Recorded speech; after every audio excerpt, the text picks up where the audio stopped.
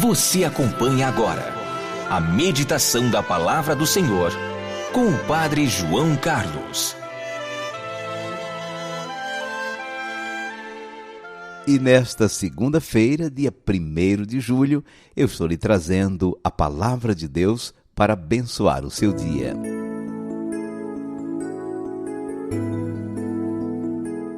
Segue-me e deixa que os mortos sepultem os seus mortos. Mateus 8, versículo 22. Depois da meditação de ontem, em torno dos apóstolos Pedro e Paulo, em que nos recordamos de nossa vocação de discípulos e missionários, o Evangelho de hoje nos fala das exigências do seguimento de Cristo.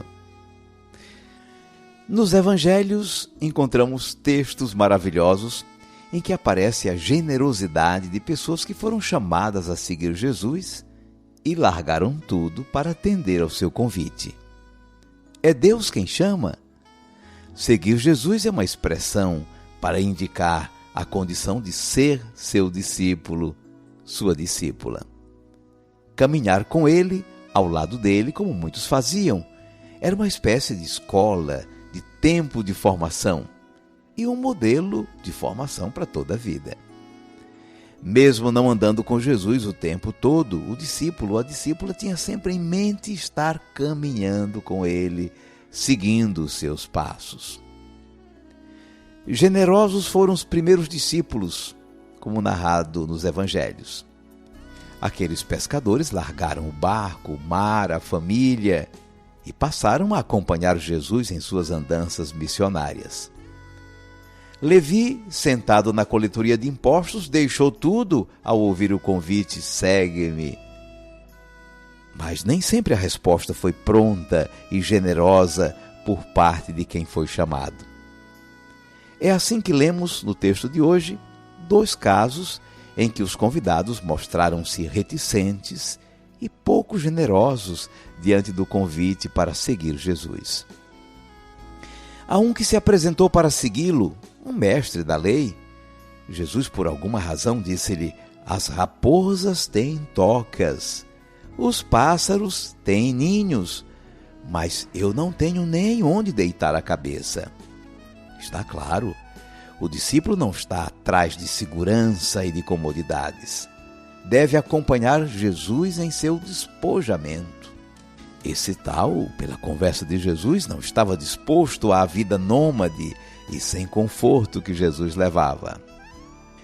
Outro discípulo arrumou logo uma desculpa para retardar o seu engajamento total no movimento de Jesus. Deixa-me primeiro ir enterrar meu pai. Isso quer dizer que ele adiaria o seu seguimento de Jesus para depois que o seu pai se fosse. Aí sim, pensou ele, estaria livre, desimpedido. Não, meu amigo, não. O chamado é para hoje. Deixe que os mortos enterrem os seus mortos. Mas tu vai anunciar o reino de Deus. Anunciar o reino de Deus é comunicar ao povo uma boa nova, uma notícia maravilhosa. É anunciar a vitória da vida sobre a morte e o mal. O pai dele precisava exatamente dessa boa notícia, não de um ajudante de coveiro. O reino de Deus pede prioridade e exclusividade. Busquem em primeiro lugar o reino de Deus, ensinava Jesus.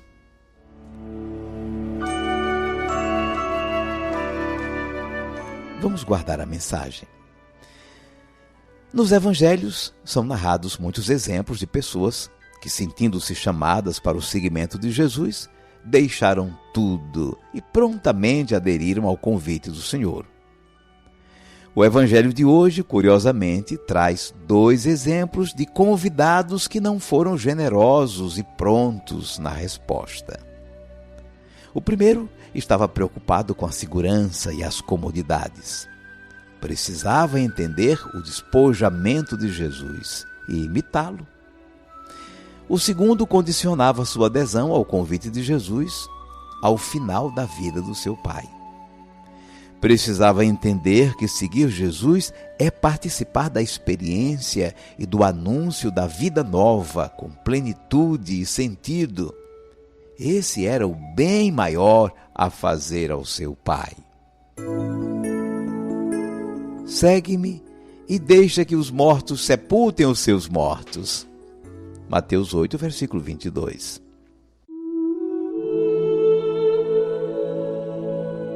Cinco segundos para você falar com Deus.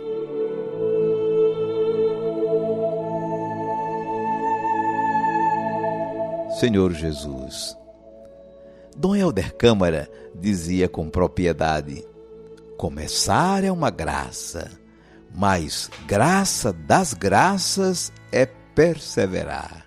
Então nós te pedimos, Senhor, essa graça das graças. Não interrompermos o que começamos com tanto entusiasmo em nossa vida cristã, em nossa caminhada de batizados, mas ir contigo até o fim, com os teus discípulos e missionários. Seja bendito o teu santo nome, hoje e sempre. Amém. Por favor, incline agora um pouco a sua cabeça, porque vou invocar a bênção de Deus sobre você. O Senhor te abençoe e te guarde. O Senhor tenha misericórdia de ti. O Senhor te dê a paz. E te abençoe o Deus Todo-Poderoso, Pai e Filho e Espírito Santo. Amém. Vamos viver a palavra. No seu diário espiritual, no seu caderno de anotações, escreva uma oração, começando assim: Senhor Jesus, Tu me chamas a ser Teu discípulo ou Tua discípula.